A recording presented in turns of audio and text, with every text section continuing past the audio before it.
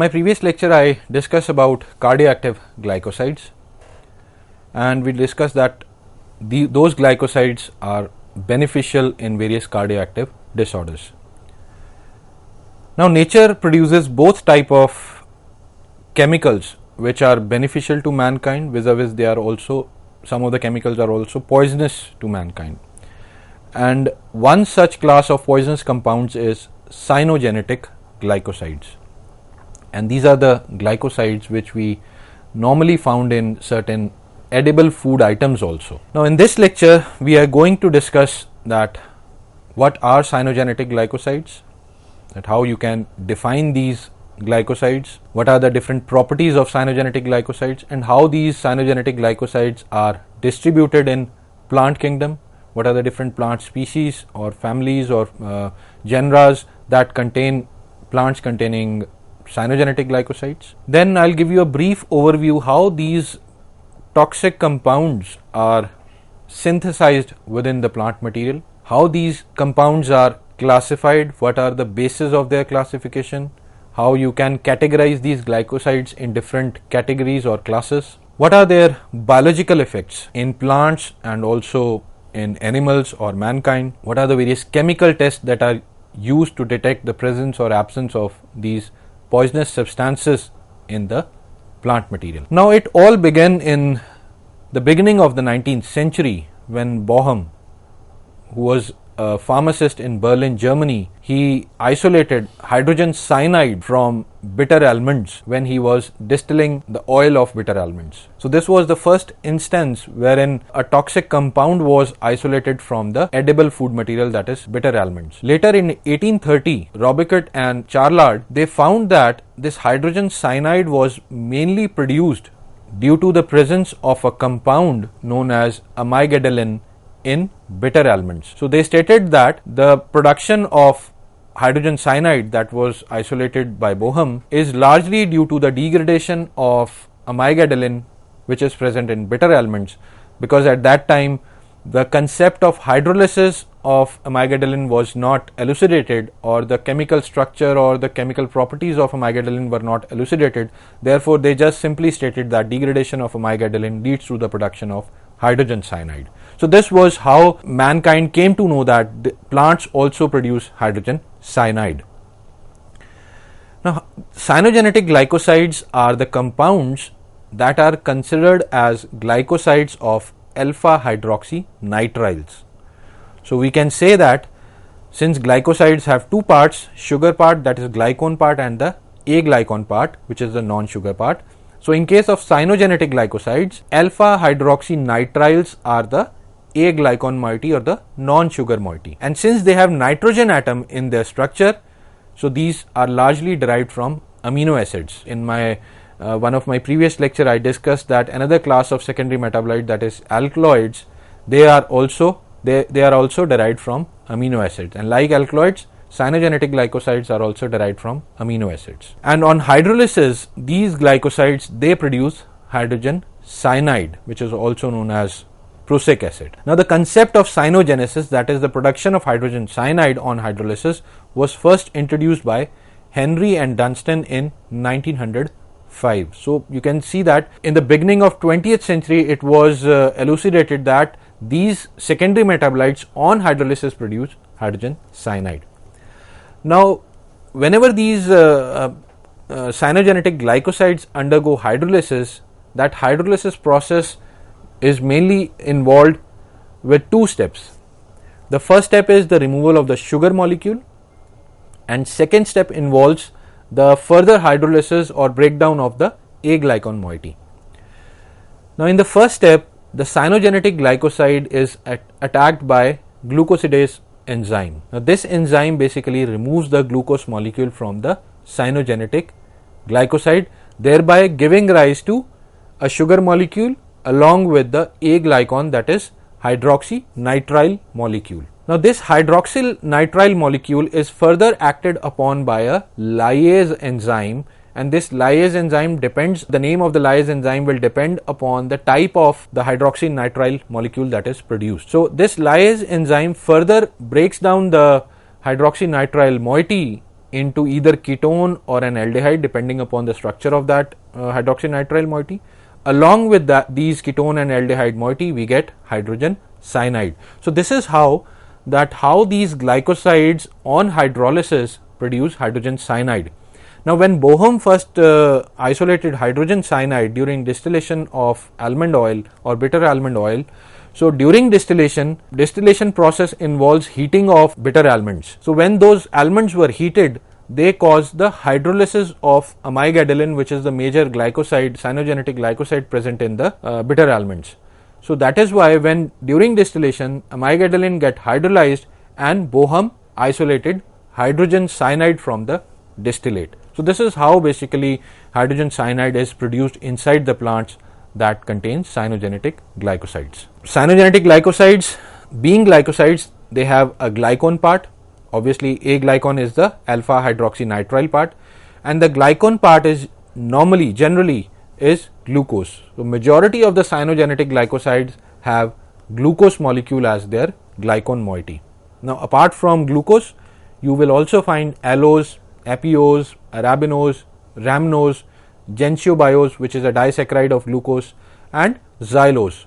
So these are some other sugars that are also found in some of the cyanogenetic glycosides. Now the sugar and the non-sugar or the A glycone moiety are attached through a glycosidic linkage, which is beta linkage in orientation. That is, the beta linkage between glucose or the sugar part and the non-sugar part is above the plane, and majority of the cyanogenetic glycosides are O glycosides.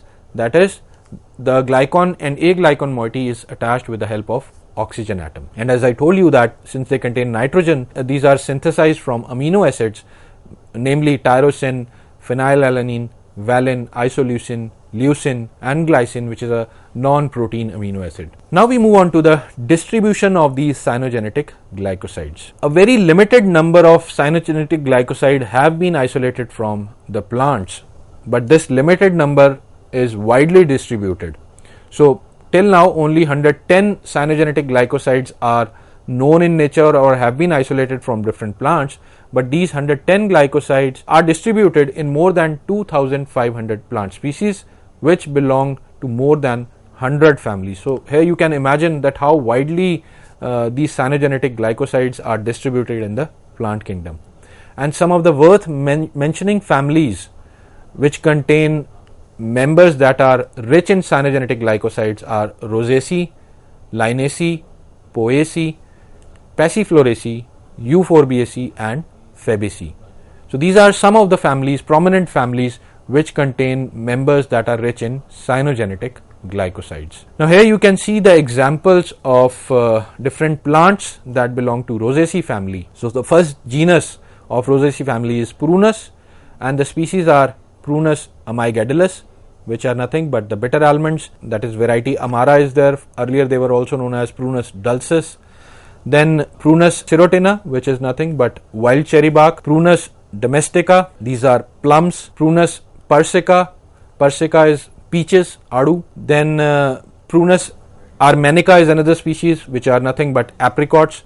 And the seeds of domestica, persica and armenica, they all are rich in cyanogenetic glycosides. Then another genus Malus, that is Malus domestica, and Malus domestica are nothing but the apples we daily consume. The seeds of apples also contain these toxic cyanogenetic glycosides. Then we have Sambucus genus of Adoxaceae family, Linum genus of Linaceae, and in Linaceae we have Linum usitatissimum, which are nothing but flax seeds, or commonly known as ulci, which we normally consume in our daily routine.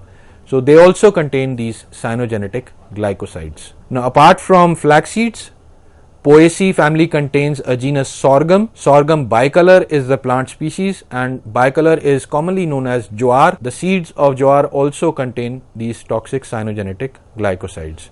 Then Bambusa or bamboo genus, different species of bamboo, the aerial parts or the shoots, aerial shoots of bamboo plant also contain cyanogenetic glycosides. Then Phaseolus genus, Trifolium and Vicia genus, and the members of belonging to these genera belonging to family Fabaceae, they are also rich in cyanogenetic glycosides. Then Euphorbiaceae family is another important family because the genus Manihot contain a plant species namely Manihot esculenta, which is also known as cassava, and it is also rich in cyanogenetic glycosides.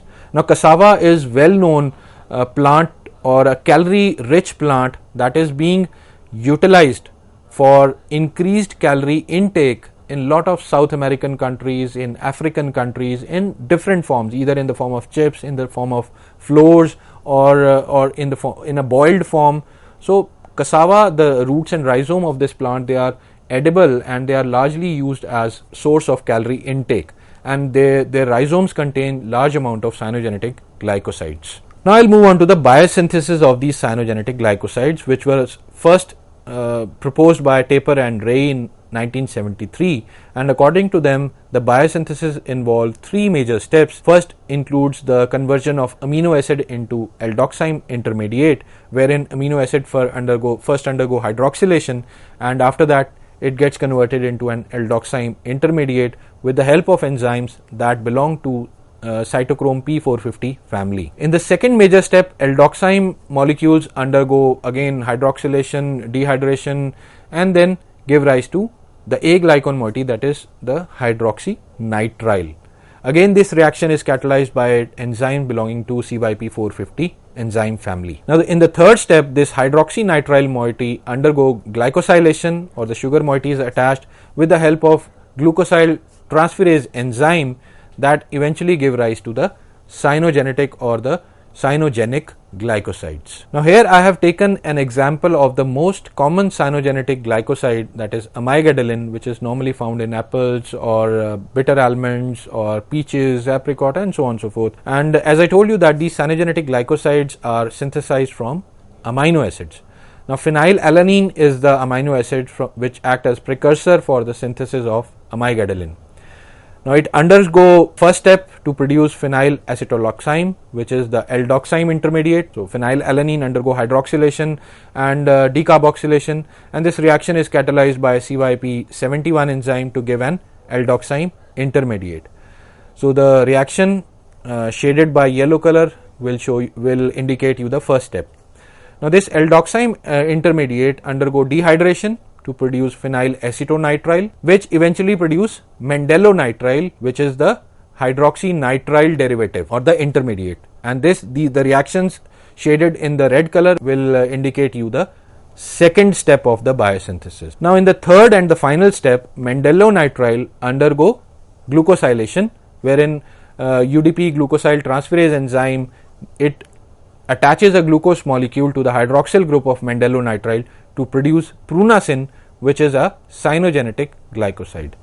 Now this prunacin is again acted upon by UDP glucosyl transferase, and another sugar molecule is attached to the hydroxyl group of the first glucose molecule to give rise to amygadalin. And since two glucose molecules are attached, we call it as Gentiobiose sugar. So amygadalin, we can say it's a disaccharide and prunacin is a monosaccharide. Now the reactions shaded in green color, they will indicate the third and the final step of the biosynthesis. Now the opposite reactions which are given by red arrows, they will indicate the metabolism or hydrolysis of these glycosides.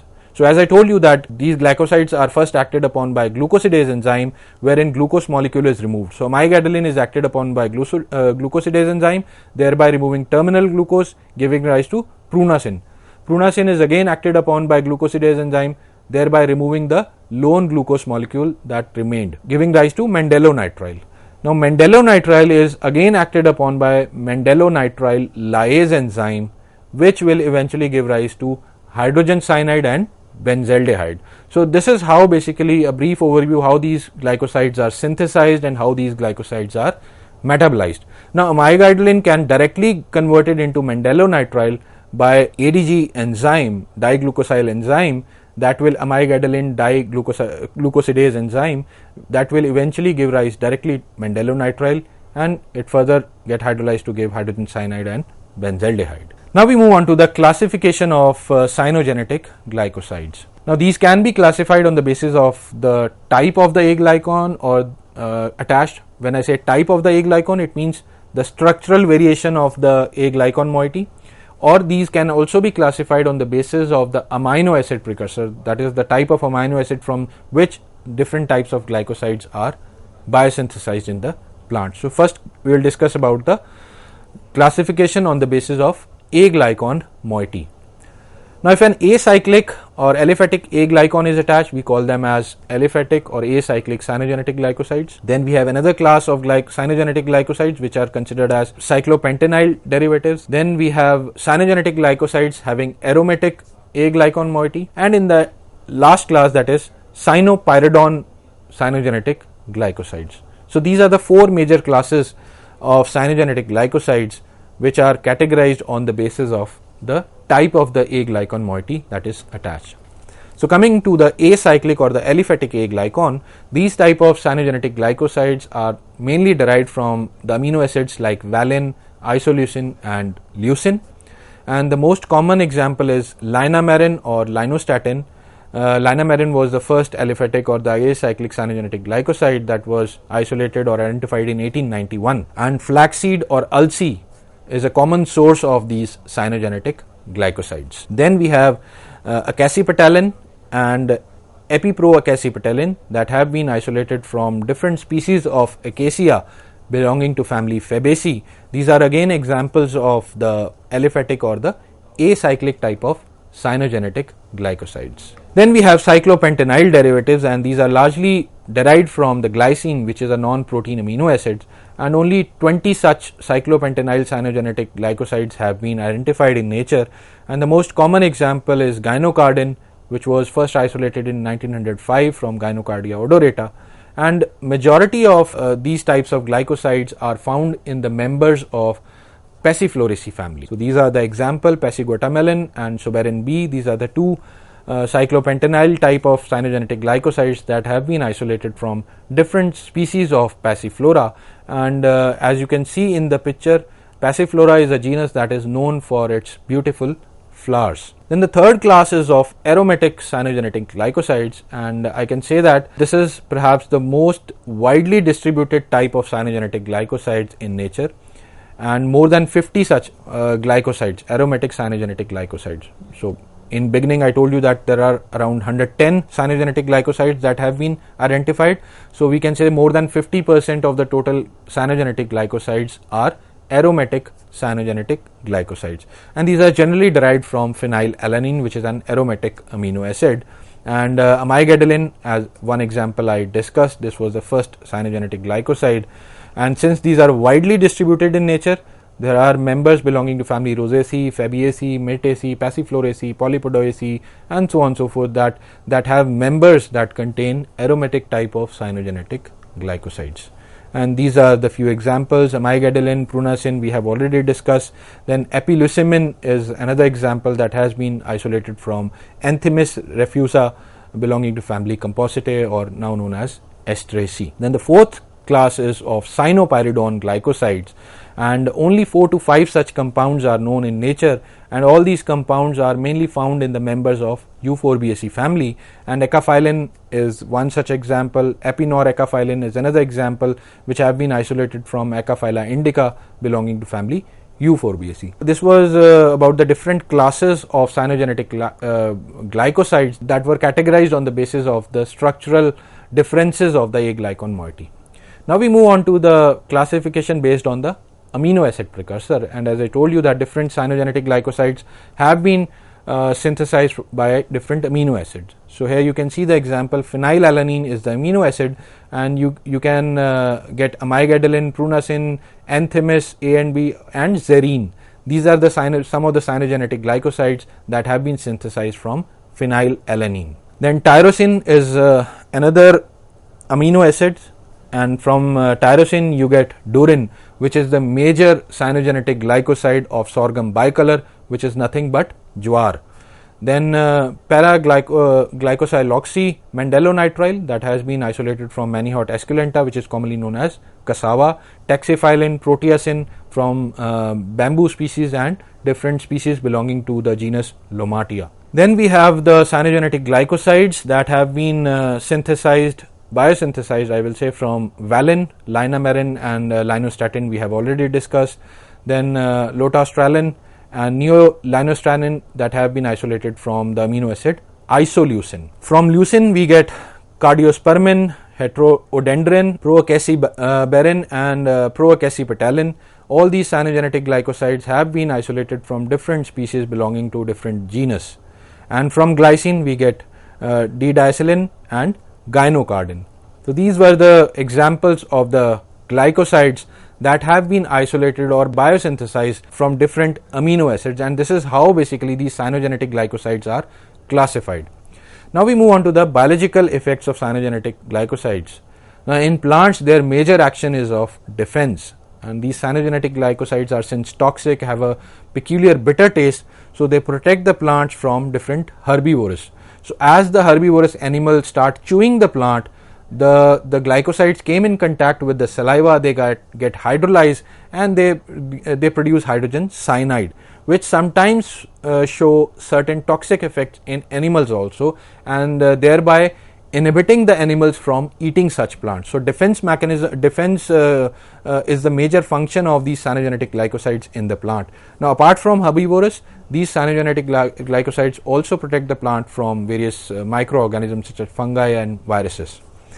Then these cyanogenetic glycosides act as a source of nitrogen, because nitrogen atom is present in their structure, and therefore they help in the germination and overall growth of the plant. Apart from germination and growth, they also help in the reproduction physiological functions of the plant also. Now as I told you in the beginning that cyanogenetic glycosides are found in some of the edible food items or the food items like peaches, apple, almonds, cassava, jowar, flaxseed and lotus. Now these cyanogenetic glycosides, they are largely present in the parts that are not consumed.